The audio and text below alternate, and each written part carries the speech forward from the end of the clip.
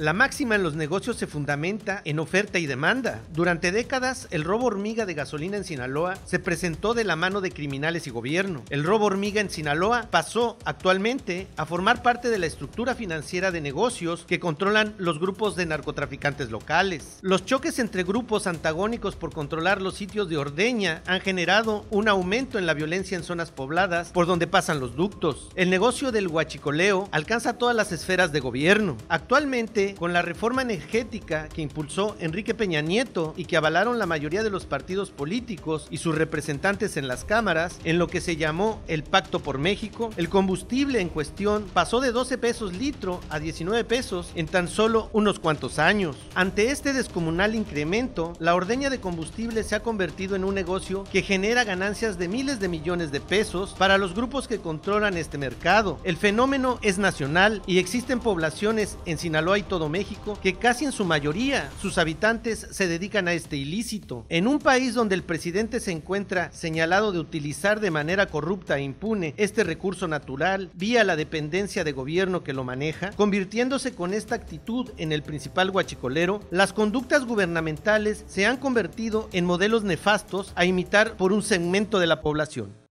Gracias por acompañarnos a su canal por internet de Primera Visión. Soy Bernardino Chávez. Les damos la bienvenida desde Culiacán, Sinaloa, acá en el noroeste del país.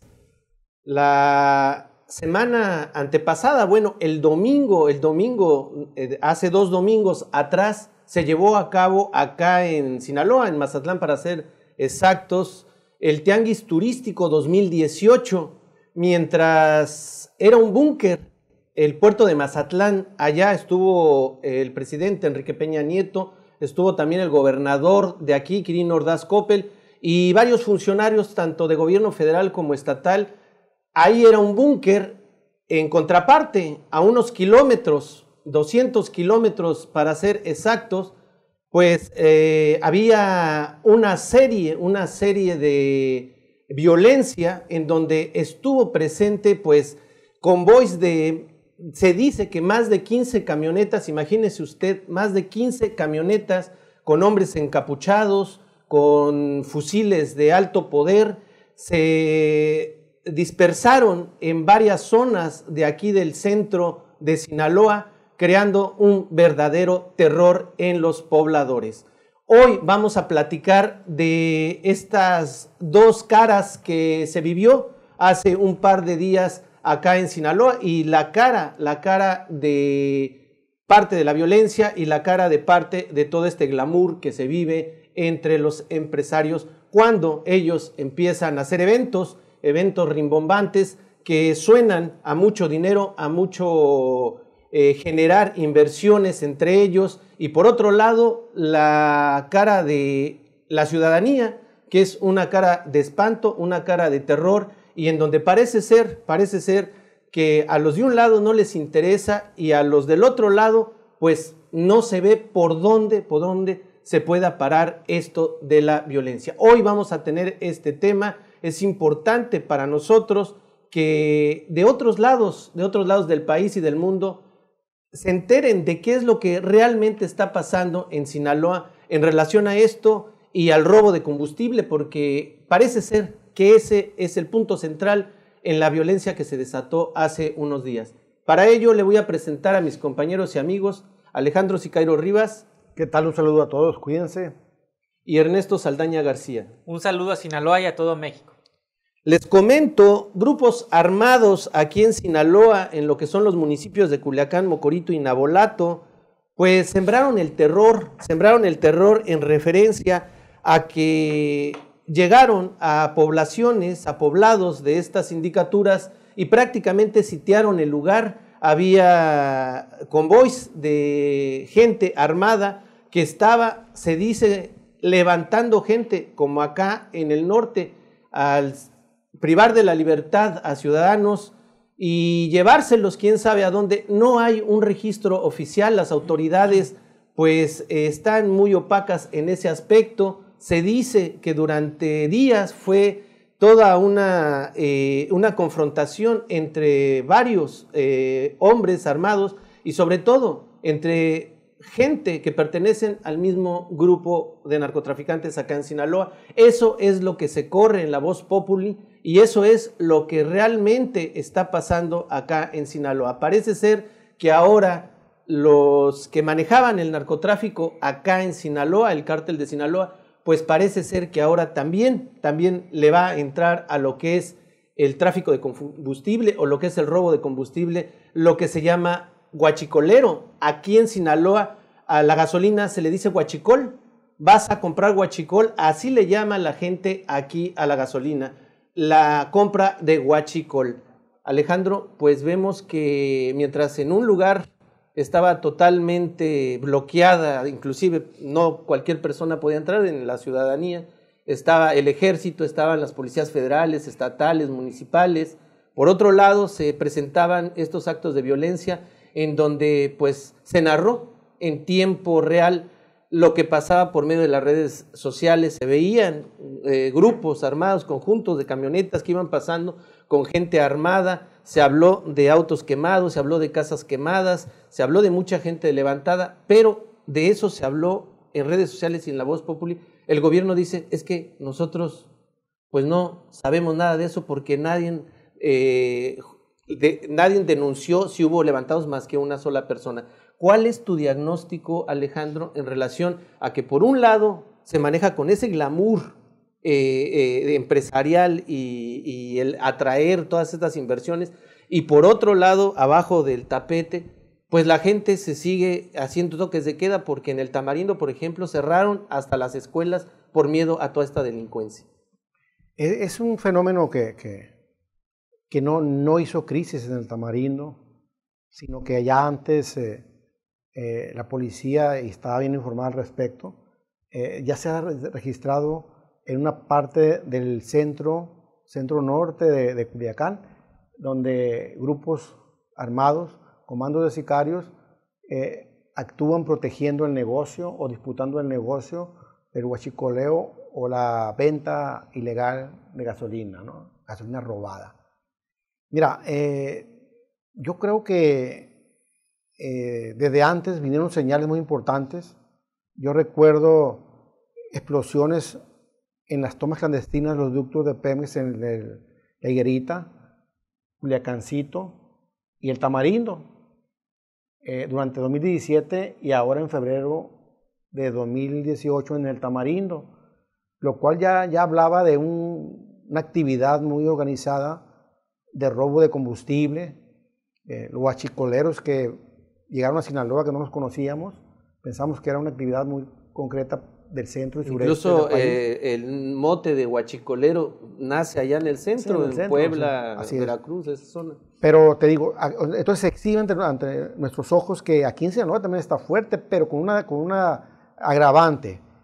Están armados, tan armados como los grupos de narcotráfico que hemos visto, que hemos conocido y que hemos sufrido sus consecuencias durante muchos años, décadas, ¿no? Entonces, la pregunta es, ¿están emigrando no los capos, los lugartenientes, los pistoleros, los de bajo nivel del cártel, están emigrando al huachicoleo? Es un mercado que se está abriendo y hay alguien que lo tiene que dominar. Es esta oferta y demanda del pueblo. Claro. Entonces, creo yo que si no estuviera tan alto el precio de la gasolina, ya rayando los 20 pesos, aquí en Sinaloa, pues no se estuviera dando tampoco esta situación, donde la gasolina tú la consigues de 7 a 10 pesos de litro en el mercado negro de huachicoleo, ¿no? Y mucha gente lo está comprando. No te imaginas la gente que está comprando gasolina, aunque no es una gasolina que haya terminado su proceso de producción, sino que tiene una gasolina todavía alterada y que está en el vehículo, la gente no lo sabe.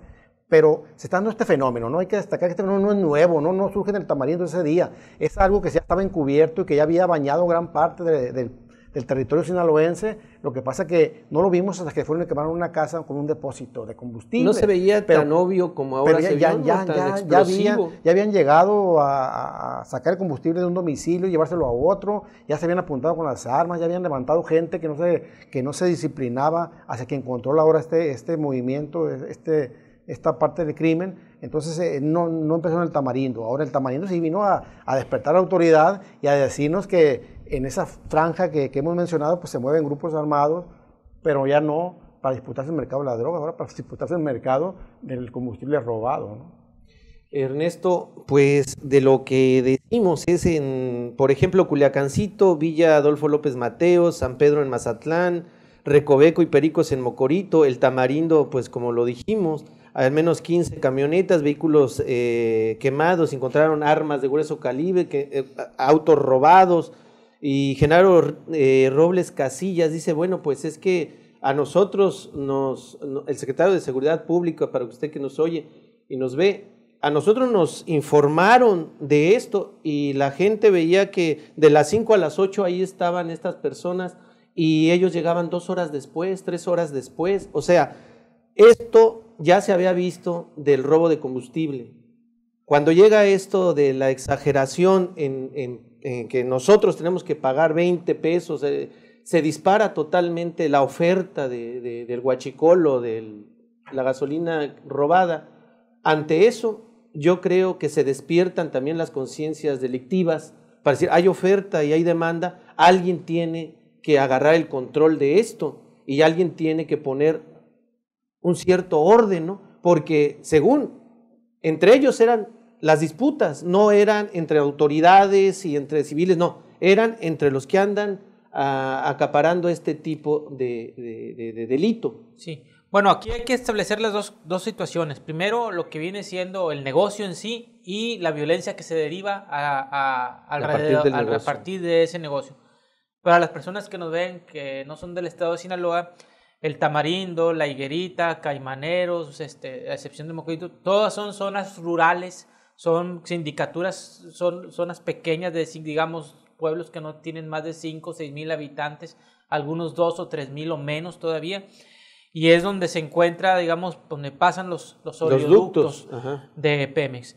Pero mira, tengo aquí una nota periodística del 10 de julio del año 2011, donde una gran bodega que estaba por aquí, por el Estadio Banorte, por el Estadio de los Dorados, explotó, causándole la muerte a 3 personas. Aquí tengo los nombres de las personas, voy a omitir los nombres, y se calcula que había alrededor de 10,000 litros de combustible robado en esa bodega y que alguna chispa o algún cigarro hizo que explotaran. Estamos hablando de hace 7 años, en 2011 todavía era Felipe Calderón presidente de la República, y quiere decir que ya era una actividad en pleno auge y redituable. Peor aún, en la bodega se encontraron 400 kilos de marihuana y varias pistolas escuadras según las autoridades. Entonces, esto sucedió aquí en Culiacán. Fue un evento que fue periodístico, pero pronto se olvidó, porque aquí en Sinaloa un día ocurre una cosa, el otro día matan a 20 personas y se olvidan rápidamente de la noticia. Se va yendo sobre lo que va saliendo. Pero el problema ya estaba aquí. Y lo que tú estás diciendo, oferta y demanda. Aquí tenemos las estadísticas oficiales que no nos van a dejar mentir. Quiero acercársela a la cámara, si me haces favor, Alejandro, para que vean. Aquí, acércala para allá, así, ahí, muy amable, Alejandro, gracias, ya, sí, para que vean cómo se ha incrementado en el sexenio de Felipe Calderón, de 13,259 millones de litros que se robaron aproximadamente en el 2009, a 18,456 millones de litros, o sea, en el sexenio de Felipe Calderón se calcula que hubo un robo de 62,761 millones de pesos. Con Peña Nieto, esto se incrementó de 20,818 a 30,836, de 20 a 30,000 millones de litros, y se calcula que hay una pérdida de 97,196 millones de pesos. O sea, 97,000 contra 62,000 de Felipe Calderón. Estamos hablando hasta el año 2016, que ya nada más en el sexenio de Peña Nieto se han robado más de 100,000 millones de pesos en combustible. Esto es una actividad tan grande como el narcotráfico, por eso lo han tomado, por lo redituable, las bandas delictivas. Y pareciera que igual que el narcotráfico, esto ya es una guerra que no tiene fin, porque seguramente antes de Felipe Calderón, cuando estaba Vicente Fox, ya había huachicoleo. Por supuesto. ¿Sí? Que es un término reciente, por cierto, que tiene 2 años aquí a nivel México, pero que viene de la zona de Puebla, Veracruz, de cientos de años. A lo que voy es lo siguiente, parece que no les interesa al gobierno, que no hay una estrategia para atacar este tipo de problemas. Una de dos, o tenemos policías que no hacen una labor científica, que no hacen una labor responsable, y no saben investigar nada, o el mismo gobierno ha difundido esto de dentro y hay gente metida desde Pemex o de la Secretaría de Energía o de más altos gran mandos, ya sea de los cuerpos de seguridad del Ejército o de la Policía Federal, en este negocio, y por lo tanto no se le ha combatido. Y nos vamos dando cuenta cuando ya tenemos una gran cantidad de muertos que pelean este negocio y este recurso. Vuelvo a decir, al rato va a ser esto más grande que la exportación de drogas a Estados Unidos al ritmo que va. Porque en este aspecto, Alejandro, entendemos el negocio en dos partes, ¿no? Los guachicoleros, que son los que roban combustible de los oleoductos, de los ductos de Pemex, que hemos visto en algunos videos que incluso van en camionetas que llevan pues el logo de Pemex y que van pasando incluso en retenes y atrás en carros normales llevan el combustible. O sea, aquí hay una corrupción tremenda en este aspecto. Esos son los de abajo, y por arriba, los dirigentes, desde el presidente hasta lo que son los sindicatos como Romero de Champs, como todo esto que ha pasado en torno a, por ejemplo, la empresa Odebrecht, que ella estuvo también operando con Felipe Calderón, estuvo operando con Enrique Peña Nieto, y que se ha visto que el petróleo en México es saqueado tanto por unos como por otros. Aquí, pues parece ser que, como dirían, una situación salomónica, pues es el que esté libre de culpa que tire la primera piedra. O sea, todo mundo saquea el recurso natural, nada más que hay unos que lo hacen con todas las de la ley y hay otros que lo hacen fuera de la ley. Sí, la cadena criminal es extensa. Cálculos de datos de Pemex recientemente publicados dicen que diario Pemex pierde 50 millones de pesos por combustible robado, y que en el 2017 perdió 30,000 millones de pesos por combustible robado. Entonces, la estimación dice que en Sinaloa ocurre el 10% de esto. Entonces, sí es algo que se está volviendo muy rentable, muy redituable, y que está muy organizado, porque finalmente, ¿cómo empezó esto? Empezó que allá de un pueblito alguien... Es como empezó de un robo hormiga sí, ahora una organización que alguien robaba totalmente un galoncito, porque veía que ahí había una fuguita, un chorrito saliendo, ponía el galoncito, y después ya lo fueron sofisticando a válvulas, ponerle válvulas, e incluso un encargado de válvula que le suministra a cada quien lo que le corresponde y le cobra una cuota, digamos que se lo cobra a 3 pesos el litro, y esto van y lo venden a 10 pesos, ¿no? Pero es una ordeña sistematizada ya, que el gobierno sabe dónde existe, porque ahí están las marcas de los ductos. Si el gobierno recorre todos los ductos, va a ver dónde y se ahí está bajo hay una presión que va sobre el ducto. ¿Qué le costaría al gobierno? ¿Qué le costaría a una policía que recorriera, digamos, cada patrulla 20 kilómetros permanentemente? Para poner esas válvulas y evitar que haya una explosión, tiene que dejar de fluir el combustible durante una hora. Y tienen que saber ellos. Entonces, necesariamente y obligatoriamente, hay alguien desde adentro que les está pasando esa información de adentro. O simplemente, a ver, pues si están perdiendo tanto, ¿por qué no le cierran la válvula al ducto? Y pum, vamos a cambiarlo por vehículos, ¿no? Va a ser muy difícil la logística para traerlo en pipas a todo el estado, pero por lo menos le cerraría por unos días esta cosa. Lo que pasa es que volvemos a lo mismo, ¿no? En todas las actividades criminales, el gobierno finge que está actuando, y en realidad lo que está haciendo es fomentar, porque de todo esto lleva una parte también la policía, el de Pemex, no sé, una cadena enorme donde la corrupción, de nuevo, ahí está la corrupción haciendo el gran trabajo, mientras que el gobierno más está quejando. Estamos perdiendo tanto y se lo vamos a cargar a los consumidores de combustible.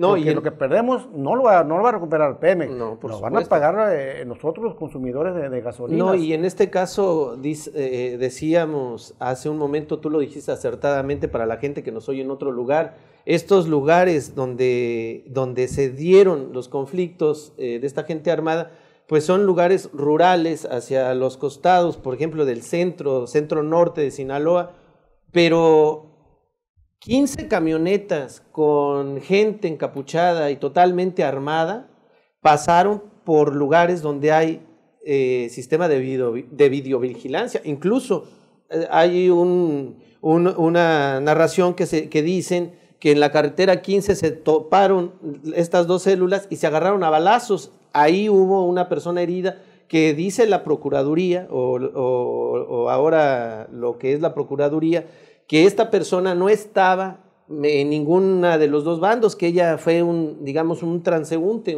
una persona que iba por ahí y que le tocó un balazo porque se estaban agarrando ahí a balazos. En las carreteras son federales, en las carreteras debes de pasar, en las carreteras hay vigilancia y el Limón de los Ramos queda aquí a 25 kilómetros, ¿no? Y para pasar por aquí debieron de salir en estampida o en convoy por lugares donde sí se podía verificar. Pero lo peor, Bernardino, es que dicen que hubo personas heridas, pero no encuentran los cartuchos. Se reportan más de una docena de levantados, pero no saben quiénes. Y aquí están todos los lugares, ya lo repetimos: La Bellavista, La Higuerita, Bacurimículo, Lecancito, El Tamarindo, Mocorito, Limón de Ramos y muchos otros lugares. La cuestión es cómo creerles a la autoridad que no hubo levantados, cuando después llegan las señoras, las buscadoras, y encuentran las osamentas. Digo, la verdad, yo le creo más a los vecinos de esas comunidades que hablaron a los noticiarios en vivo, que dijeron: acabamos de marcar al 911 porque tienen tomada la comunidad 15 o 30 camionetas, y que se tardaban después de 2 horas de que se habían ido, ahora sí llegaban los convoys de la policía. Aquí el asunto es el que primero que guarda la información y que reserva y que parece que no quiere reconocer este tipo de hechos son las mismas autoridades que dicen que lo están combatiendo, ¿sí? Entonces, hay una persona herida de bala, pero dicen que no hay cartuchos. Dicen que no encontraron vestigios de balaceras ni de robos, pero hay alrededor de 7 u 8 vehículos y casas quemadas. Entonces, la misma autoridad se está contradiciendo. Entonces, la verdad, con ese tipo de tergiversación de la información que los que dicen combatir el crimen están manejando, a mí me da mucha suspicacia de decir que no levantaron a nadie y luego cada rato Sinaloa es un panteón, es un cenotafio ahí lleno de cadáveres que salen y estas señoras valientemente los encuentran, y pues realmente yo pienso que hay más desinformación de la misma autoridad que de las personas que estuvieron atrapadas en sus casas en esas comunidades. No se puede confiar en ellos. Y también esto no duró unas horas, duró días. Varios días. Se dice del domingo que empezó el tianguis turístico 4 al días, jueves, por ahí más 5 o menos. días, 5 días. Entonces, una cantidad de tiempo, Alejandro, en donde pues todos los ciudadanos que estaban en estos poblados estaban totalmente a merced de esta rivalidad que se estaba generando por esto del huachicol o de los huachicoleros, como le dicen. Pero allá en Mazatlán se vivía alegremente la bonanza de la inversión empresarial. O sea, aquí no pasa nada, decía, aquí todo es felicidad, y como dijo José Alfredo Jiménez, hasta el rico, hasta el pobre se siente millonario, y parece ser que esa es la parte que le importa al gobierno, y no nada más al gobierno actual de Quirino, sino le importó al de Maloba, al de Jesús Aguilar, al de Millán y a los gobiernos federales, como que lo otro, pues es parte de lo que dice la ciudadanía. O sea, bueno, después van a pasar otras cosas, se les va a olvidar. Lo importante es que hay inversión, lo importante es que está creciendo el mundo empresarial en Sinaloa, un segmento nada más de él, a costillas de toda esta violencia que están generando los demás grupos. Mira, yo desde mi punto de vista digo lo siguiente, o sea, no hay que enredar las cosas, ¿no? O sea, es cierto, tenemos un nivel de inseguridad tremendo, tenemos delincuencia organizada por el lado del narcotráfico, ahora tenemos huachicoleros, tenemos una policía que no califica nada, tenemos un ejército patrullando que no ha contenido el fenómeno delictivo, Tenemos fiscalías que de cada 100 delitos turnan ante un juez a 3 presuntos responsables, y de esos 3 presuntos responsables se les caen 2 y queda 1. Entonces, esta situación no debe de chocar, fíjate, y lo digo con total responsabilidad, en cuanto a que Sinaloa se esté promoviendo otras actividades. Te voy a decir una cosa. Creo yo que también se exageran muchas cosas. Lo que se dice por las redes sociales es muy distinto a lo que está ocurriendo en la realidad. Esto no debemos de darle estatuto de veracidad a lo que circula en las redes sociales, ¿no? En el Tamarindo, exactamente lo que decían las redes sociales era que se estaba acabando el tamarindo, ¿sí? Y llegaban los reporteros y no veían lo que la gente les decía realmente, ¿sí? Y además, ¿cómo se va a meter un grupo armado de 15 camionetas, digamos que fueran 3 por camioneta, 45 personas, en esa zona está controlada por un cártel de Nabolato? ¿Cómo penetran esas barreras y cómo todos los días en una amplia zona de Sinaloa, y es exactamente la zona centro, circulan todos los días grupos armados y la gente lo está viendo, que todos los días, sean o no huachicoleros, están circulando por ahí? Al Estado ya sabemos que se salió de control la situación, y el gobierno federal y al ejército y el gobierno del Estado, la situación se salió de control, ¿sí? Y yo creo que eso ya se vio en el debate, se manejó mucho.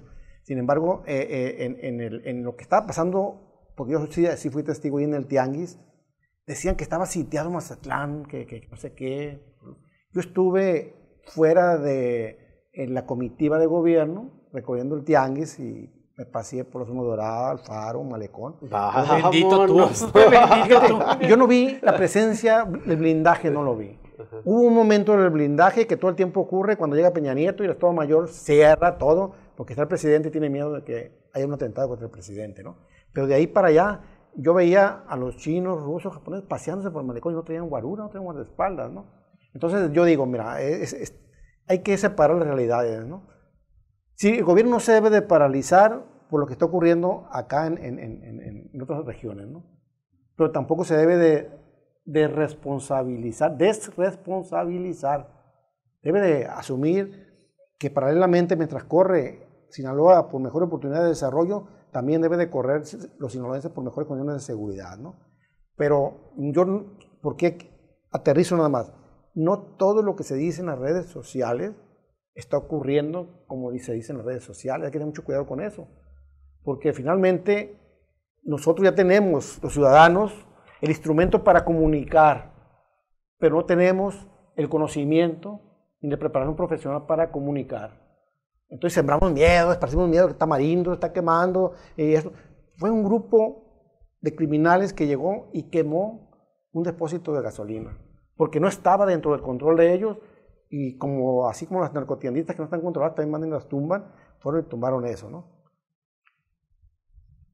Realmente el narcotráfico emigró al huachicoleo.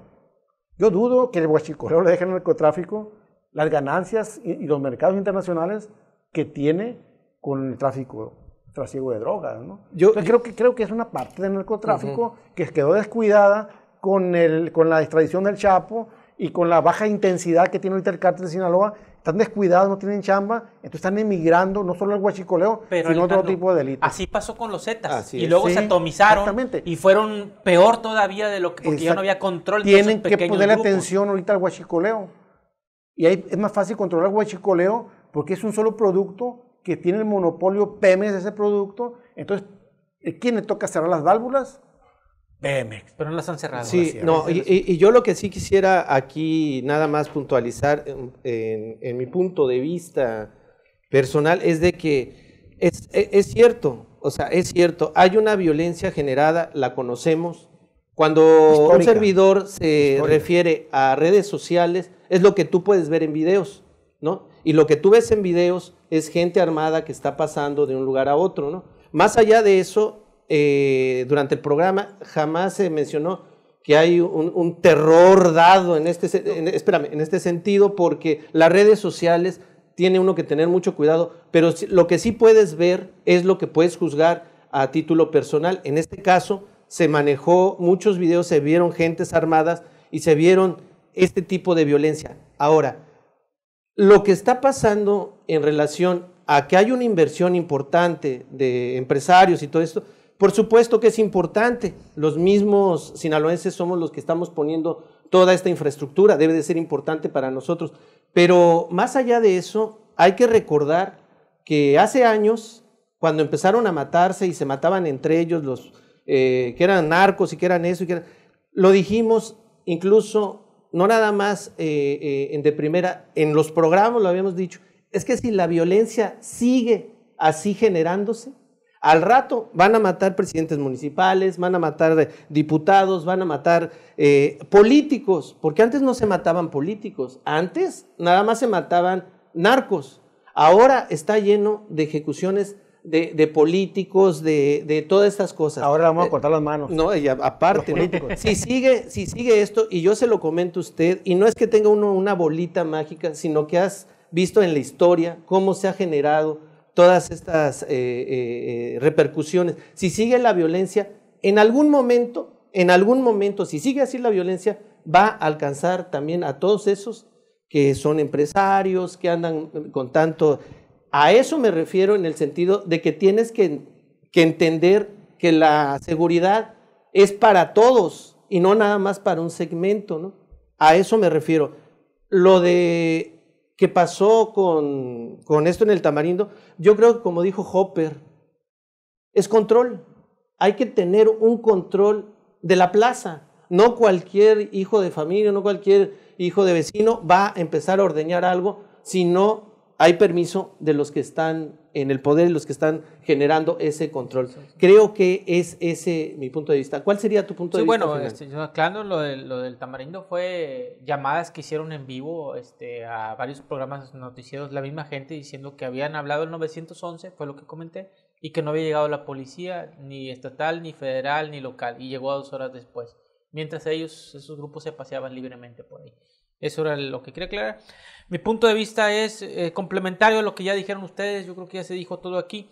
No hay una estructura del gobierno para atacar este problema, porque este problema que lleva ya casi 200,000 millones de pesos de rentabilidad, según las mismas cifras que maneja el gobierno oficial, estas son cifras oficiales, no se le da un seguimiento, por decir, ¿dónde la ruta del dinero? ¿Dónde se almacena ese dinero? Ni siquiera dónde se almacenan toda esa cantidad de combustibles. Eso es todo un negocio estructurado. Se roba, se transporta a algún lado, se almacena, se separa, se distribuye y se vende. Tampoco se encuentran esas bodegas.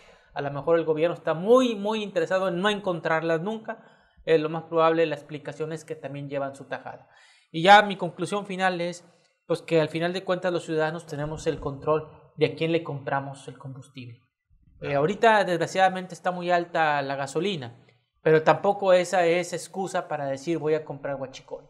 Entonces, el ciudadano consciente, si piensa en su sociedad que ese huachicol puede traer terror, puede traer muertes, puede traer más corrupción y puede traer más el sistema de seguridad, pues nosotros estamos en comprar gasolina que sea legal o ilegal.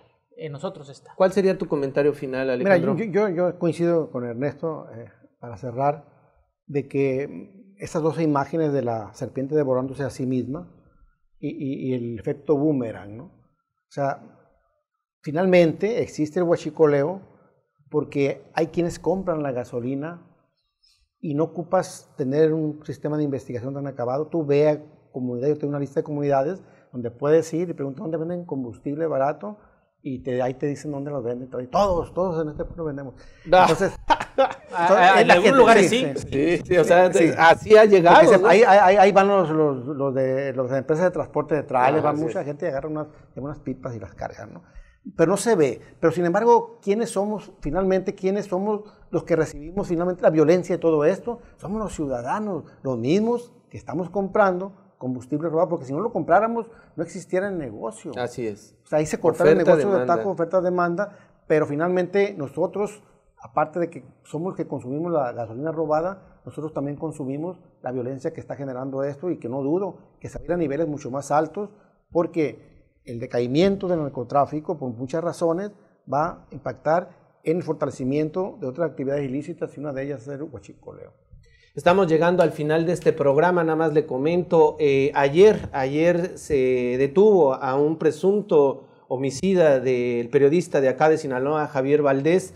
Estamos atentos todos los medios de comunicación en relación a qué es lo que está pasando con esa investigación. Vamos a esperar en este programa a que se desarrolle esto de la captura y qué trae todo esto de la captura. Vamos a esperar a ver qué es lo que sale de eso. Y en el siguiente programa yo creo que lo vamos a estar invitando a que nos vea con ese tema. Agradecemos enormemente que nos dé su punto de vista, pasa un cintillo con lo que usted nos dijo en el programa anterior. Nos vemos en la próxima. Hasta entonces, hasta siempre. Hasta luego.